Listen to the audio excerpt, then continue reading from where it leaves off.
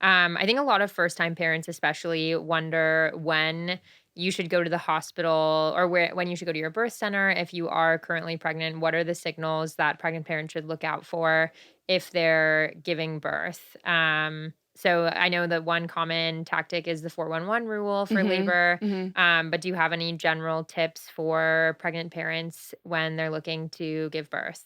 Yeah, so I had to kind of, I hadn't really, or at least didn't remember the 411 rule because the truth is the true definition of labor is cervical change. Mm, And unfortunately, we can't predict that. We don't have any kind of measuring device, and I think that would be dangerous anyway. I don't want people to be like shoving things up there to yeah. measure because they could break their water, whatever. The only true way that we can tell is by checking your cervix. Mm, So just know that you're never going to annoy us if you feel like things are changing with your body. mm, Especially if you're early and you're contracting, come in. mhm. And then if you're due and these contractions aren't going away, come in and get checked or, go to your doctor. If you're bleeding a little bit more vaginally, any kind of really vaginal bleeding, you need to come in because that Mhm. could be just cervical change, which is good. We call that bloody show, or it could be something a little bit more sinister. So if anybody ever calls, the floor and they're having vaginal bleeding, I'm like, just come on in. Yeah. And then really, really important, and I think this gets missed a lot, come in right away if your water breaks. Mm. Don't if you can avoid it, don't take a shower, eat something, whatever. There can be certain complications with it, and especially if you're early, come right in. But like Mhm. I know a lot of people that kind of chill when they think their water broke, and I never love that. I'd like you on the floor as soon as possible. Mm. If it's just contractions, you can kind of wait it out. If Yeah. you're not for sure, if it gets to the point that you cannot talk through them anymore, though, you can't stand straight, you need to Mm. come in too because there's definitely a difference in contractions in the active stage of labor versus, like, latent early labor, Right. that, like, universally, nobody can really talk through them once you're dilating but the truth is you're never the thing I get, like, most commonly told is people feel like they're annoying us or they almost feel, Like a hypochondriac? disappointed if we send them home, and I'm like, "No, Mm. girl, we do this all day, it's fine, like, this means you're healthy, your baby's healthy, Yeah. I'd love to see you again in 4 hours." Like, if you go home and they get worse and you cannot take it anymore, come back and I'll check you again, and, like, we'll make sure Yeah. baby's good, and then maybe if you have made change, you'll get to stay, but that's sometimes if everything checks out with both of you, you and baby, and it's healthy, sometimes it's good to go home when you're in early labor and, like, get in your pool, get in if your water's not broke, but we're not sending you home if your water's broke, but, like, get in your pool, get in your tub, lay on your couch with your stuff, play with your dog, eat some food, Mhm. and kind of just, like, be in your safe space Mm. for that early stage. Yeah, that makes sense. Mhm. Speaking of stages, what are the stages of labor? Okay, so we get asked this a lot, and the first stage is so like, hard for people to grasp because it's, like, early latent labor, which can last in some people weeks, like, Mm. weeks and weeks, Yeah. and so that gets really frustrating because the truth is, like, honestly, and I've seen it happen a lot, you can contract every 2 to 3 minutes for weeks Oh, wow.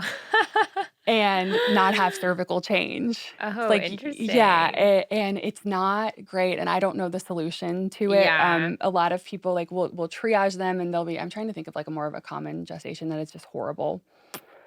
35, 36 weeks, and we'll take that really serious, and we'll triage them, and we'll be like, "Yes, we have them on the monitor, they're contracting every 2 to 3 minutes," and, Mm. we'll check them, and they haven't made any cervical change, and then Mm. we'll even push it because we still don't love that they're, contracting, and we'll keep them on the monitor for another 2 hours, and still no cervical Yeah. So change. early labor is basically contractions. Mhm, it can be, yeah, and, like, I should have looked this up because I should know better, but there's a dilation too that we are looking at, Mm.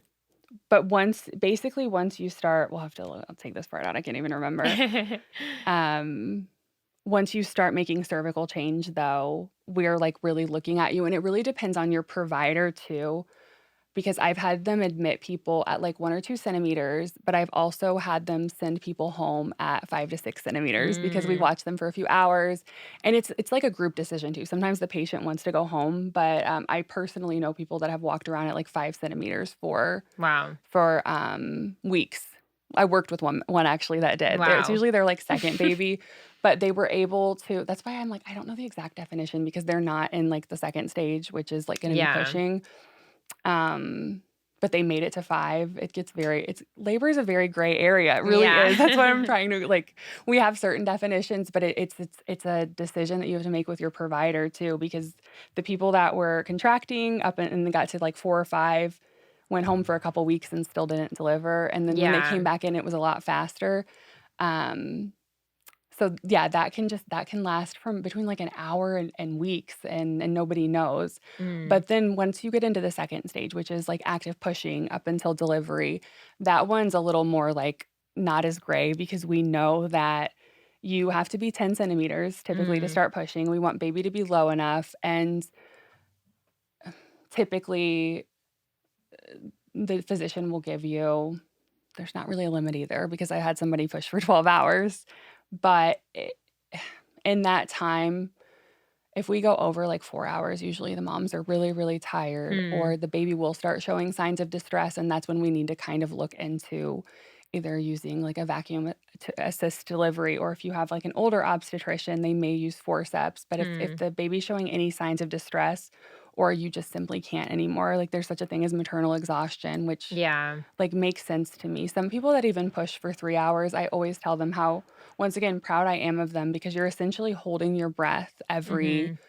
every 2 minutes, 2 to 3 minutes for at least 30 seconds, Right. and using all of your strength too. So after 3 hours of that, it's really, really easy to be exhausted or for the baby to start, giving us signs of hypoxia too. So that one's a little and, like, we're not gonna send you home when you're 10 centimeters either, so that one's a little less of a gray area. And then, 3rd is gonna be placental delivery. So Okay. we that one does have rules at most hospitals, and they give 30 minutes for the placenta to come out from delivery time, Hmm. and unfortunately, sometimes, it goes over that, and that's when we start seeing complications. If that placenta is not wanting Mm. to come out for whatever reason, usually the mom's bleeding a lot between then in that whole 30 minutes, really, Right. and it can be really, really dangerous. So every once in a while, if placenta doesn't come out, the physician will try to manually extract it, but sometimes it doesn't. We have to go to the operating room for, like, an operative delivery of it. Yeah. I think that's what happened to Kim Kardashian, right? Mm. Do you know about that? Yeah, Yeah. yeah, yeah, yeah. I read about it. I wasn't, like, there or anything, but I remember her publicly talking about it, and I think it was Like placenta a creta. CRETA, yeah, Yeah. which is it's a rare complication, that we don't usually they can diagnose a severe one before with the ultrasounds, Mhm. or if you've had one before, from then on, they're gonna expect it, and then there's something called a percreta too, which is even more rare. These Hmm. are really scary, rare things, you guys. I mean, it is okay to, like, know about it, but a percreta where it actually, like, starts growing through the uterus. You Um. have to have C-section for that and usually a hysterectomy. Really rare, Mm. really scary. But yeah, sometimes it is like a mild accreta that we didn't catch, and then sometimes they just don't want to come out. We don't really know why. Mhm. The cervix will kind of clamp down on it, Hmm. whatever. But the typical hospital policy everywhere that I know of is 30 minutes for that stage before they start really doing other interventions. Sometimes we Okay. can give medications to try and relax your cervix, like uterus, to kind of let it go, and we'll try all of those less Invasive. yes, thank you, less invasive interventions before we go back to the operating room or Yeah. even do, like, a manual extraction. Okay, cool. I know you kind of touched on this because you talked about parents that will be at 5 centimeters for weeks, but Yeah, yeah. how long, if you're currently pregnant, how long does it typically take to go from 1 to 10 centimeters dilated? That's the other one too that Yeah. I like there is no easy answer ever, always gray area because even we know patterns, right? So, first baby, I tell people this is gonna be a long time, simply that, like, I give them a day or 2, and I always tell them I love if when I'm wrong, Mhm. But, typically, if somebody comes in for their second baby, I tell them, "Hey, guess what? You did all the work last time." And I'm like, "How long was your labor then?" And they're like, "Oh my god, it was 24 hours and we pushed for 3 because that's pretty Mhm. normal." And I'm like, "The good news is you guys did all that work last time. This one should go a lot faster." And it usually does, but every Okay, once in a cool. while, we're wrong and it's Yeah. longer. And I'm like, "I'm so sorry." But like the typical patterns that people follow is like first one, long time. Second, a little bit shorter. Third, even shorter. Mm. Fourth, even shorter. Oh, wow. The 3rd and 3 and 4 time moms are typically the ones that you see on the news that delivered, in on the freeway or whatever. It's usually not a first Yeah. time mom. Every once Okay. in a great while it is, but it's usually not. I mean, it's just because your cervix has dilated before and you've pushed before too, and like it just goes a lot faster. I always say the first one's a lot of the hard work, Yeah. but not typically. So with that, I can only tell people that because I don't have a crystal ball Yeah. and I don't know even for the pushing stage it's supposed to go faster with like each baby, Mhm. but it doesn't always for some reason. Yeah. Okay. Another common question from pregnant parents is how painful is labor? I know you also talked about the comb trick if you wanted to chat about Mm. that too. Yeah, yeah, yeah, that's one of, like, I think I maybe have learned it from a patient or a doula, and I've it learned it from a seems to doula. work it seems to work for people, how I explain it in my brain, it's the only way I can think it makes sense, and I might be a weirdo, but other people have agreed with me. If you ever have, like, a burn Mhm. or something, have you ever kind of, like, stuck your nail into it to just, like or, like, a mosquito bite, you know how people do that? Yeah. They kind of, like, put their nail I think it does something with the nerve endings to, like, Mhm. distract from the pain or Right. something. Don't know for sure, this is just my, like, guess. So I've been told that during a contraction, if you get a comb and you hold it in your palm and you have the little sharp edges kind of pressing into your skin, but do not penetrate your skin. Don't Mhm. like cut yourself. It needs to be just one of those like we have them at the hospital. I usually can grab them for people. But if you kind of squeeze that during the contraction, it apparently does something to kind of distract your brain. I don't know if it's just a straight up distraction technique or if it's like kind of pressing on some nerve Yeah. endings. That one is really helpful for some people. Mm. Um, Meditative breathing, anybody that I've seen that has done really, really well with natural deliveries and um, maybe we're in labor for a while, being able, which was, I can tell the people that have kind of done a lot of prep work, they're Yeah. able to like relax their body during those contractions. That's another small thing I wanted to mention too is that I've never been through it, so I can't say what's easier and what's not, but typically because the 2nd and 3rd labors, however many babies you have, go faster, it's it's less time that you have to be in pain, if that makes any sense, so I always tell people if they're, like, really, really upset with themselves for their first baby because they didn't want to get an epidural, but they were in labor for 24 hours and they got one, I'm like, "Don't beat yourself up, and if you have, like, another baby, you can try next time because it should go a lot faster if you Mm. follow kind of the patterns that everybody else does, and it's not that you weren't usually tough enough at all, or you could have handled the pain, but the contractions are gonna keep you up for 24 hours whenever Yeah. you were doing Pitocin and your waters broke, and so people just eventually get to the point of sheer exhaustion, which is like a Mm. survival thing, you need to sleep, and it's gonna help Yeah. you later once your baby's here, so don't ever be hard on yourself, especially with that first one. If you had a plan to go without and you were like, I just can't do this anymore because it's not Yeah. throwing in the towel, you put in 24 hours of hard work. Yeah. So how would you describe the pain of birth? Is it just kind of like super severe period cramps? That's typically what I've read on Reddit. Um, Everyone describes it different, everybody handles it differently. Humans are so amazing and unique because of that, because I've had a couple people have a full baby, like, without an epidural, and they were, this is pretty rare because 'cause we're all surprised, but they're, like, smiling and laughing through their labor, and I'll walk in if they're not my patient to help with the delivery, and they'll be giggling with us like an epiduralized patient, and then I'll look for the little line of the epidural, and then usually because I'm so honest and blurt things out, I'll be like, "Do you not have an epidural?" Because they're so, like, calm. So sometimes there's people like that, sometimes typically you can't, if you don't have one, like, talk through those contractions or Mm. really focus on anything but getting through them and breathing. Um, but, like, through all of my years of doing this, everyone has kind of a part that was harder for them. Some people say Yeah. the IV was the most, painful thing, but Mm. they, probably got an epidural. Some people say the ring of fire, was the most Yeah. painful thing. Some people that had back contractions earlier in labor and then the baby flipped are like the Right. back contractions were more painful than anything. So it's all about just your own, like, interpretation of pain and how you handle things. Um, but just know what I tell people if they're ever really, really scared is look at everyone you know. They keep having more babies. So it is going to be hard. It's going to be challenging. It's going to be a little bit scary, Yeah. but everyone in the world would only have one baby if it was that, Yeah. horrible. So we have all of these repeat customers over and over again. Like you can make it through, you Yeah. can do it. You just have to do a little bit of research and Mm. and really kind of have your expectations at you have people there that love you and are gonna treat you like your own family. We all wouldn't do this job if it was for money because I my number one thing Mhm. I always say is there's a lot easier ways to make money. There's so many, like, easier ways. So we're gonna take care of you. We're gonna try our hardest to, like, explain everything and respect your wishes, but you have to kind of go with the flow. Mhm. 'Cause we even do. We never know when we walk on that unit how the day's gonna go. It's such a gray area. Once again, I keep hitting that, I'm so sorry. Oh, that's okay. It's such a gray area, and, we all just kinda have to go with the flow. Yeah, that makes sense. Yeah, you talked about the ring of fire. So, Mhm. if you're about to give birth soon, could you describe the ring of fire? So, typically, people are only gonna feel that with, natural labor, not with an epidural. If you're feeling that with an epidural, we What can is give it? you more medication. So, it's quite literally when the baby is, crowning and coming out. It's Mm. when, like, the perineum finally, stretches. Some Oh, people even okay.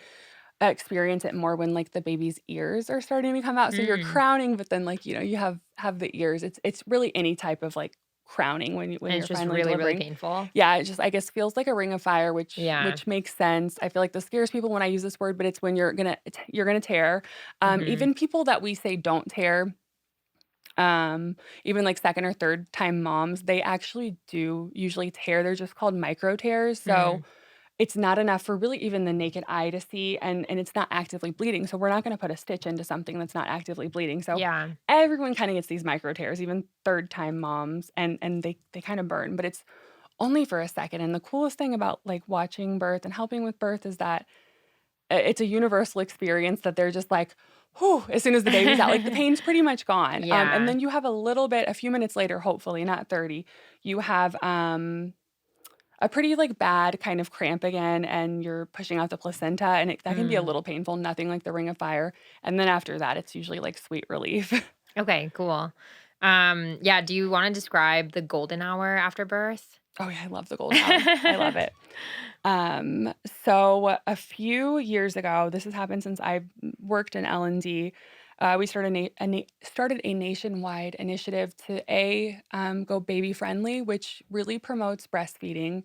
Not that I'm not saying that's the only, right way. Mhm. A lot of birth workers, we all say like fed is best, Mhm. formula breast, whatever you want. But we started a nationwide initiative to really keep baby with their people, I like to say, because it doesn't just have to be mom, as much as possible and not just during the golden hour. So with that, as long as the baby is healthy and mom is healthy and there's nothing that is like requiring like a higher acuity, meaning the baby needs oxygen, the mom's really having a bad hemorrhage, we Yeah. try to keep baby skin to skin with mom or her support person. It doesn't always have to be mom. I love doing the support person too. Somebody, in that's close with the baby doing skin to skin for at least an hour after delivery. And we've learned that this has so many benefits for baby and mom. It helps regulate the baby's heart rate. It helps calm the baby down. It helps keep baby warm almost better than our warmers if we're doing it right. Mm. It helps mom release more oxytocin, and getting baby latched onto, which can prevent hemorrhage after delivery rather than us having to like add extra medicine in. There's just like I could go on about it all day. There's a million different benefits of it. And more importantly, it just kind of helps with like bonding too. That we're not separating. We're learning to go back to basics basically in healthcare with some stuff. And it's like, we didn't used to take this baby to a warmer hundreds of years ago. They didn't even have electricity. And, like all these strangers are poking and prodding it. So Yeah. now we're like, no, it should be with mom. That's like what we do in nature too. I don't know about all animals, whenever they deliver, but typically they don't just like walk away from their newborn. So if we can, we're trying to keep baby with their people. Okay. Awesome. So I know you can definitely eat after birth, but Mhm. can you eat throughout labor? And like when do you recommend eating if it is after birth or even during the golden hour? That's a discussion with once again your provider, because Mhm. everyone has different things that they're comfortable with. I know for sure pretty much anywhere, and like your dad can talk about this too. If you have an epidural, you definitely cannot eat Mm. after. And usually, if you have Pitocin too, you cannot, because that's making you a little bit higher risk. Mm. It just is. You know, we're administering something, and I even like am hesitant to use the word what you can or can't do, Yeah. because a lot of people I've read stuff online. It hurts us too, you guys, just so you know, that we like try to be in control and bossy, and it's not that at all. We're doing these things to protect you. And you can kind of you have a right as a patient to do whatever you want. You know, if we don't want you to eat, you still can. But if we're doing anything, if we're administering drugs to you Mhm. on our license, with our judgment, if we know that you're eating, I can stop the Pitocin, or I can, stop the epidural, or talk to the anesthesiologist. And the reason that we even have these rules, because I've heard all kinds of different things, is if you end up in an emergency C-section, and not even just C-section, having to have any kind of surgery. So how Mhm. we talked about the placenta getting stuck is like a rarer complication, but it Yeah. happens. You may have to have general anesthesia, and Mhm. having a full belly can increase your risk of aspirating, Mm. and a complication of that could be death in the operating room, or even like aspirational pneumonia, like is a complication. You don't want that either. And so we do those things, to protect you just in case. And if we're administering things that you kind of have elected for, and it's making you more high risk, and you're still eating, we have the right to be like, we're going to stop, Yeah. this for right now, or talk to you, because we really at the end of the day just want to keep you safe. It has nothing to do with trying to take stuff away from you. My favorite thing to do when my patient delivers, and placenta's out and bleeding's good, I'm like, girl, what do you want to eat? We can get you whatever. I'll usually have them like call, you can or Uber eat something. I always make Yeah. everybody like a special drink too that's full of sugar. Aw. It's called they a lot of OB places do this now. We did them at Cedars too. It's called a mocktail. So we do like different Mm. juices. I don't want to give these all the secrets out, but I think because it's pure sugar, everybody just loves it. Yeah. I would after that, and it's ice cold. So yeah, a lot of the rules that we have are honestly to just protect you. Oh, another thing is like a universal truth that's kind of like you hurting this much after your water fully breaks, is that when you're in transition, the Mhm. transitional period of labor or active labor, you're not hungry at all. Mm. Maybe if you have an epidural, it can kind of trick the brain, but anybody who's natural laboring does not want to eat, because your body's kind of in this fight or flight Yeah. mode. And most people, if they're going to throw up, it's during that time, and it's Right. really common. And I tell people that too, because we still will give, like, we give it a clear diet at most places, even when you have an epidural or um, just Pitocin. Mhm. So it's not like no eating. You can still have like chicken broth or veggie broth and Sprite and popsicles. We try to give a lot of like variety. They're just kind of safe to Yeah. throw up foods. You're not going to aspirate on those as much as you would Mm. like a cheeseburger. Just Yeah. sorry guys. So we still have those options, but even like with a mom and with an epidural who is like 7 or 8 centimeters, she thinks that she wants something because her brain is like interpreting no pain, but your body is feeling the pain, if that makes any Yeah. sense. So they'll be like, "Oh my gosh, please bring some chicken broth and popsicles or whatever." I'll be like, "Okay, I just want you to take it really, really easy with it though, because Mm. you're 8 centimeters now, your body's shaking, it's like getting ready to deliver, you're probably gonna throw up." And everyone still kind of Mm. tries it, and they usually, once they throw up once or twice, they're like, "Okay, yeah, you're right," Oh because my who likes to gosh. do that? Yeah, yeah. Okay, yeah. Along the same vein, what can you refuse during labor as a parent? Truthfully, you can refuse almost anything, Mm. and there are certain things that we're not gonna care as much about. You know, Yeah. we'll educate you on it. And then there's certain things that, like, as your nurse and your advocate, I'm gonna look at you and say, like, tell you essentially the truth. I never Right. try to scare people, but a couple of years ago, I know a more common one was no IV. Mm. People wanted to refuse that, and there was this Why? distrust of a couple things I read were like, "Oh, my nurse gave me this medication or that medication without my permission," and I'm so Mm. sorry if that genuinely happened to them, but I know I've never seen that happen. I would never do that. Um, we actually love to just leave it there and, like, not have anything hooked up to it. We want you to have that mobility too, but the Yeah. reason that we want it is because we're only human, right? Mhm. And if God forbid, like, your baby or you have a seizure or your baby's heart rate's down in the 50s and we have to go for an emergency C-section. I mean, I've had, C-sections go back literally in, like, 2 minutes before, maybe even less, and Mm. we have something called I should take that word "cut out." I know it sounds bad, but, I mean, that's kind of what we say because we are cutting skin. Yeah. Um we call it decision to incision Mm. time, and I've had some within, like, 3 or 4 minutes before from, like, moving to the labor room to the operating room to Oh, cutting, and it was wow. one of those life or death Yeah. scenarios, but if you think about those or even a really, really fast stat C-section, we're only human, so we're gonna have adrenaline pumping too, and sometimes even the best IV starter on the floor, the most experienced nurse or anesthesiologist, if somebody has some other kind of medical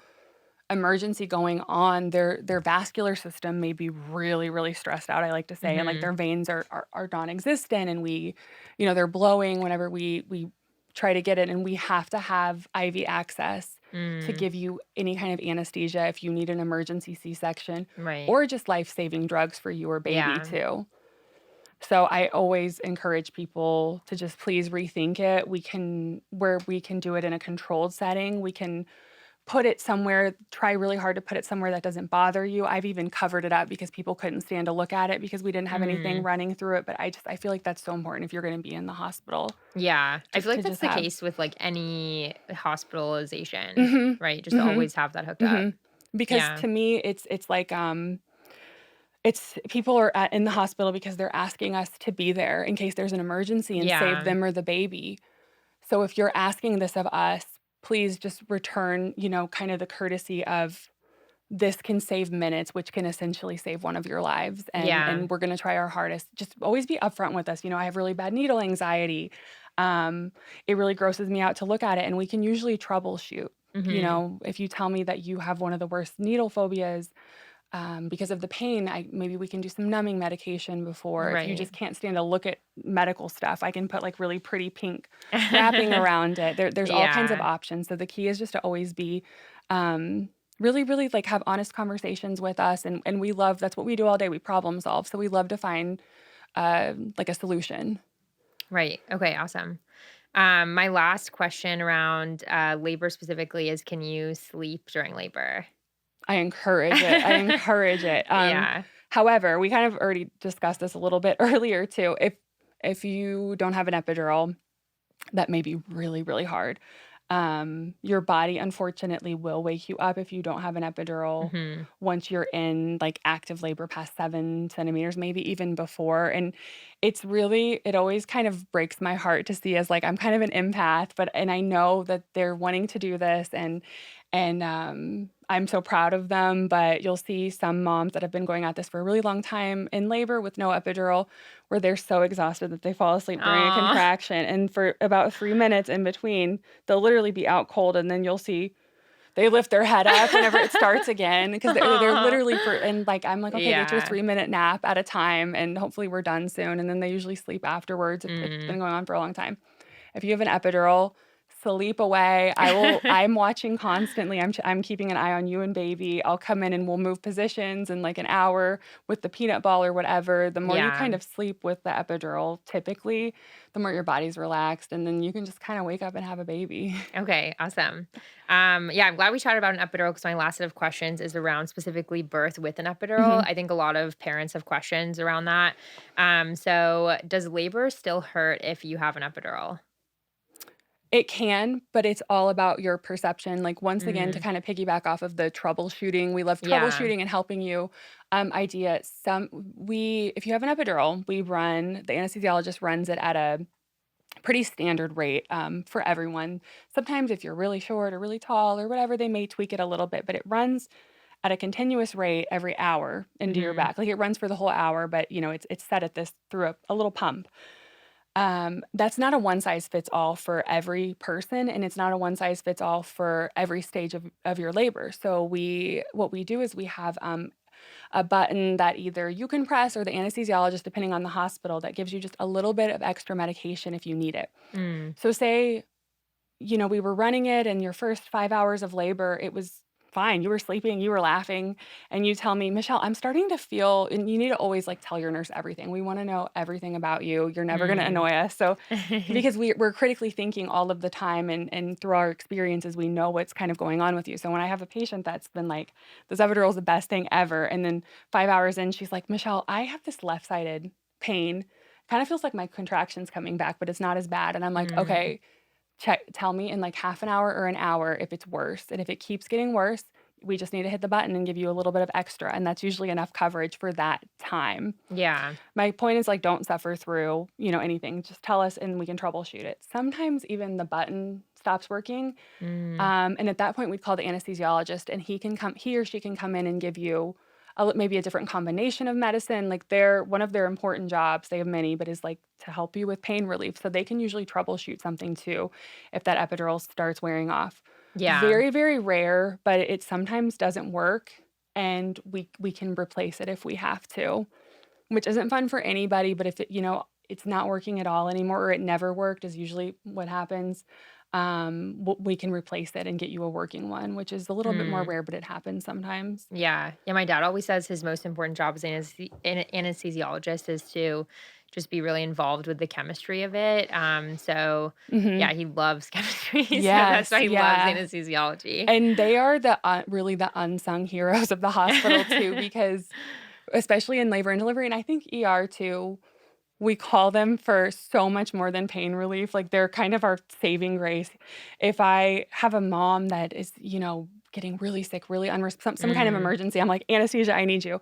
If everyone on the floor, even our most experienced, amazing IV nurse can't get it, we call anesthesia, and they can usually get it, even though, yeah. like, they're amazing, and we're so grateful for them, and they love, helping moms too. Like, they really get a lot of, I think for most of them, joy, and they're certainly appreciated on our floor by the patients whenever they Yeah. they can help troubleshoot why she's hurting more now, and Mhm. figure out what dosage they need. Okay, that's awesome. How many centimeters is too late to get an epidural? There's no such thing. I tell Okay. people that too. So, I think a lot of anesthesiologists, I don't know if they love this, but I think they get a little bit of like a rush when they can do this too. Sometimes Yeah. a mom comes in and she's 10 centimeters from home. Oh. And she is like, "I want an epidural so bad, Michelle, you can't do Yeah. this." And if she doesn't have the urge to push that, and I have to kind of give her a pep talk, and I'm like, "Listen to me. I think we can do this. I think we have enough time. The anesthesiologist is on board, but here's the hardest part. You're gonna have to hold that position while they do it. That's Mm. the hardest part." So that means typically, depending on how difficult the placement is, you may have to hold this position for a couple of contractions and Oh, not okay. move and scream. So it's all Yeah. about how in control you can be. Some people are Mm. like 3 centimeters and they can't even Yeah. hold still because the pain's hurting. But if you're able to do that and the baby doesn't deliver, we can do one at 10 centimeters. And we can also do one at 0 centimeters. As long as the baby isn't out, we can get it. Now, I've done a few where we set her up because she's 10. She came in to OB, and the anesthesiologist got it in, but I lay her back down and she's like, "I have to push." And Mm. and because sometimes that position change, and I'll tell her the truth. I'll be like, "Okay, it's probably not doesn't have enough time to work." Yeah. Sometimes the anesthesiologist will give a faster acting dose though in that case, which is once again why there are unsung heroes, because we're all a team. They're on the floor with us. So Yeah. I'll say, "Hey, this girl's 10. Can we try to do it?" And usually they'll say, "I can try to give a faster acting dose," or whatever. But you're never gonna have like the full probably effect if you deliver that fast. So just know, especially with your first, don't be anxious about missing it. It's probably not gonna happen. Right. We can usually get it in, especially if you're in induction, but just try not to wait if you don't think you're gonna be able to hold that position for through bad contractions. Okay, cool.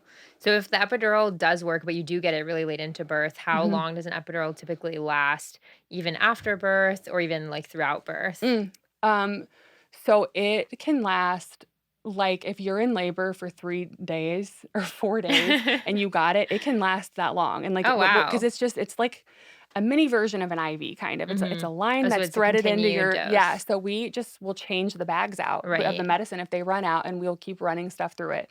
Um once you deliver, unless and, like, you if you don't have a repair, the repair's over and we're not seeing any complications, your L&D nurse will turn it off per, like, the anesthesiologist's orders, and from then on, it's usually about 2 hours, but everyone, once again, is so different. So, Yeah. like, the way they metabolize medications and whatever, so sometimes people are like, "Oh my gosh, I feel everything 30 minutes later when you turned it off." Some people, like, 4 hours later are like, "My left leg is still numb," and I'm like, "It's okay, it's just taking a while to, like, Yeah. get out of your system." Uh, we do have rules, though, that, like, after we turn it off, if you had an epidural, we want a registered nurse or, like, a patient care technician to be with you your first at least 3 times out of bed because sometimes it can sneak up back up on you. There's a little remaining whatever in your legs, and you think you're fine to walk, and then your knee kind of, Mm. will lock up. I call it I've heard other funny names, but I call it Bambi legs. Whenever you first get up after an epidural, you Yeah. think you're fine, and all of a sudden, you kind of lock up, and we don't want you falling and having to Yeah. have an injury and take care of a newborn too. So, we're definitely really careful with that in hospitals, and that's like another one of our quote unquote rules, but just know it's there to keep you safe. Cool. Okay. Thinking about what you can feel with an epidural, do you feel the urge to push with an epidural or do you have to be told to push and you just Mm. kind of do it? And in my perfect ideal world, and I've heard a lot of anesthesiologists say this too, we want you to be able to feel that Mm. feeling of pushing. And it's so hard to describe until people have actually experienced it. And everyone experiences the pressure differently too. Some people can tolerate pressure Mhm. more than others. But in our perfect world, you're gonna have no more of the sharp pain, but when it's time to push, you're gonna feel like something's down there. It's usually that you have to have a bowel movement Mhm. through the epidural even because it gives you like it helps you have something to focus on of where to push that energy. Yeah. Sometimes people are really, really numb and they can't feel anything, and Mm. that's when we talk to our anesthesiologist and we're like, "She feels 0. Is it okay? Should we turn it down a little bit?" Because we have that option of just not even turning it off, just turning it down when it's time Yeah. to push, and sometimes we'll do that, and that'll be enough to get them, um enough pressure to kind of feel. I've also had people, though, we turn it down and they're just so sensitive to it. They're like, "Michelle, I still can't feel." And that's why I'm constantly your labor nurse is literally, like, basically laying on you. We're, like, very, very close at that Mm. point. I'm palpating your contractions is what I call it, and the monitor is too, so I can tell when they start. And sometimes I'll have to tell people, I'll be like, "Okay, I feel it building. Are you Mm. ready?" And then I'll kind of help coach them through pushing if that's what they want. So there's no wrong way with that. I just think in Yeah. my experience, it makes it a little easier if you can feel the pressure. Okay, cool. What positions can you push in with an epidural? I had this question come up the other day too, because she was really interested in the hands and knees position, Mm. and that one's a little bit more complicated. You almost have to have not as good of epidural coverage to be able to Hmm. do that because you're going to be using a lot of energy. I tell people so. I try to troubleshoot. It's really a lot of, once again, troubleshooting and practice pushing, I call it, or just trying different things whenever somebody's first pushing. If they really, really did their research and they want to try pushing on their side to begin with an epidural, I'm like, absolutely, let's try that. And then I'll kind of show them what I think my favorite way is if they want suggestions. And What if is your favorite way? honestly, it's gonna be so unpopular, but I really think, like, the typical on your back, Mm. position works so much better, but I give my patients the options to like, always, I'm like, "Try on your side and then try my way." I think you have to have a Yeah. really good nurse that knows and physician that, positions her right. What I Mm. like to have is, like, the back of the not completely flat, the back of the bed a little bit up, so it's giving you a little head start, And then I'm helping with your legs too, and I want you to hold behind your knees because then you're engaging all of these abdominal muscles. So it's like a half crunch is what I tell people, and it gives you Yeah. kind of that start of a sit up, and you use those muscles. I think it's just especially with an epidural, it helps. Yeah. By the way, my caveat with that too is my favorite position with an epidural is this Mm. because it's just confusing. Yeah. You're not really sure what you're feeling. When somebody's natural, I don't tell them usually unless they ask. I'm like, "Girl, do what your body's telling you," because, there's wonderful things about natural and there's wonderful things about epidural, but the thing with epidural is it's confusing these signals, so you may not know. That's when I coach a little more. Yeah. Um, so yeah, with epidural, I love that one. I always love to try side pushing, but I feel like typically people just can't get it as much Mm. with the epidural, maybe because it's, confusing these 2, Yeah. the signals, Have and you Oh, yeah, go ahead. the hands, knees, I think we've really tried somebody that really wanted to, but we had to have extra people support them, and they ended up we did all this work, which we don't mind, to help flip her, and then she just was like, "Yeah, I can't do this," because it's really it requires a lot of, Yeah. like, hijacking this whole system, and Mm. and somehow I don't even think I could try it because 'cause you're numb, you're are very, Yeah. very weak. Yeah, yeah, for sure. I read this like thought piece. It was a little bit of a conspiracy, but it was basically saying that Louis the 14th is the one that popularized women pushing on their back because he kind of had a fetish for it. Mm, And before that, people used to push only like with gravity oriented mm. Yeah, positions. yeah. I could see that. I also have and, like, I hope this is how I talk to my patients, because, like, we're in the business of birth, which is the business of having like, you had to have sex to get here, and Yeah. so I tell people, like, the same positions that you got Mm, pregnant in can also help get the baby out for yeah, laboring and pushing, and so many people have sex in that position, mhm, so clearly it's somehow opening the pelvis, like it should. That's a lot of people's go-to that, like, feels good for women especially, so yeah, it's angling the pelvis in a certain way that works. And just through like experience, I think most people feel like they can really get that wide angle and like grasp of using those muscles for that position. So, right. but we're Okay, always cool. willing to try everything. Yeah. So, can you feel the baby coming out with an epidural? Some people report that they can. I would say most can, but it's like intense pressure. Um, How we're able to kind of tell, and once again, like, up until that very last minute, we can give you more medicine if it hurts too much. Even after the baby's out, if we have to give you stitches and you're feeling that, we give you more medicine, and kind of wait for it to work through the epidural if you have one. Um, I would just it's been mostly described as just, like, really, really intense pressure, but the people usually cannot feel the ring of fire with the epidural. Mm, So you're having that crazy pressure, not as maybe much rectal pain. pressure, but you're not screaming because of the ring of fire. So there's, like, a typical thing that, anybody that's done this for a long time too knows, and there's a scream. I don't know if we should put this in, but it's the truth. Almost everyone that's natural has a scream, and it's when they're crowning for the ring of fire, but it's just a Oh, quick okay. bloody murder, Just a "Ah!" shriek. And, like, you typically do not hear that at all with epidurals, and if Okay. somebody is, I'm like, Yeah. "Hey, let's give you more medicine," Mhm. it can't be prevented whenever you're natural, Yeah. the scream, but we can always we usually have time to, like, work with even when the baby's head this is mostly with a first-time mom, the baby's already crowning, and she's like, "This I really actually feel burning." I'm like, "Oh, okay, we have time. We have, like, 3 minutes till the next contraction. Mm. Let's either call the anesthesiologist or give you a bolus of more medicine and Yeah. wait for it to work, and then we'll push again." Okay, awesome. What hurts more, contractions or pushing? That just depends on the person too, I think. Mm. Everyone's different, and hypothetically, it shouldn't, hurt if you have an epidural. Yeah. Once again, like, we can troubleshoot that. Some people think pushing actually feels really good even with an epidural. My Interesting. theory with that, and it's the only thing that makes sense in my head, actually, even without an epidural, because you can't tell somebody not to push when they're natural, their body Yeah. makes them. I think it feels good for a lot of people to push with an epidural because they have enough of, like, that sensation. They have a good enough epidural that they're kind of feeling stuff, and so their body's yelling at them, "Push, push," Mm. because when you're natural, you quite literally can't not push, and we're not Yeah. gonna tell somebody not to.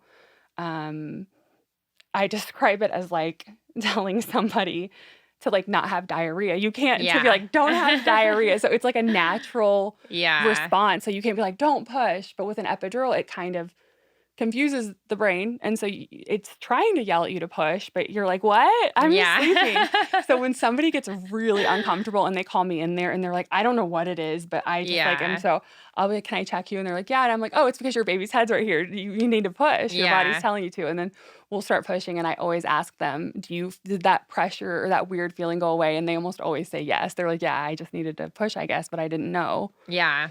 Okay, that makes sense. Mhm. My last question is how long after an epidural can you walk? I know you kind of talked about this Yeah, yeah, earlier. usually it depends on hospital policy. Typically people can get up within 2 hours with the Mm. nurse helping them, and we'll usually use some equipment to keep you safe too in case you get Bambi legs, as I call Yeah. it. Um, but sometimes somebody has, like, a really for whatever reason, it's nothing bad, it's just that everyone's a little bit different. They were really numb with the epidural and really sensitive Mm. to it. Sometimes we'll be like, "Hey, can you feel this, like your catheter or whatever?" And they're like, "No." And I'll be like, "Okay, let's just leave that in, Yeah. until you start feeling it and keep you in bed because you're just taking more time for it to wear off." Right. Okay, Typically awesome. about 2 hours, we'll try to get you up walking with assistance. Cool. Okay, amazing. Well, yeah, that's all the questions that I have, but I really appreciate you being on the Of podcast. I think it course. was so informative. I definitely learned a lot as well. Aw. And yeah, you're our first L&D nurse, so first of many, Yeah, I hopefully. hope so, I hope so. But yeah, thank you for being Of on. course, of course. I'm really happy to be here and spread awareness about your story and your Yeah, for company too. sure. Well, I know you said that you like to be kind of behind the scenes, but if people do want to reach you, do you have like a platform or anything that you want to promote, or even like a practice, or just even a message for expecting parents? Mm, um maybe one day. I mean, right now I'm on Instagram, but, Yeah, like, we'll I tag you if you want. yeah, I don't really get on it very much. I would like one day though, that's, like, a good question. Feel free to cut this Yeah. out, but, I feel like a lot um of LA birth workers have like a huge Instagram. It's so They interesting. do if they're interested in that. You know, I Yeah. like being don't put this part in, please, just feel Yeah, off the record, but, yeah. like, I love helping when I'm there, but I like being, like, off on my days off for right Mm. now, and Yeah, I yeah, don't yeah. and then there's a really at least this has been ingrained in my brain, probably because 'cause I've done it since I was so young, is, like, you can't give medical advice Mm. Right, right. over the phone even the phone or the internet. That's, like, what I've always been told, and, like, you're Mhm. held liable for it, so Right. it gets tricky when you don't have your, like have Right. an active license and don't have your own. I've Yeah. always been told that with doctors too, and they crack me up because most of them, like we talked about earlier, they'll just, like, answer the phone. They're like, "You don't need to come in, it's fine." And I'm like, "You haven't assessed them, you don't know." Okay, well, then your message can be disclaimer, this was not medical advice. Yeah, yeah, that's probably it's just stories and, like, Yeah.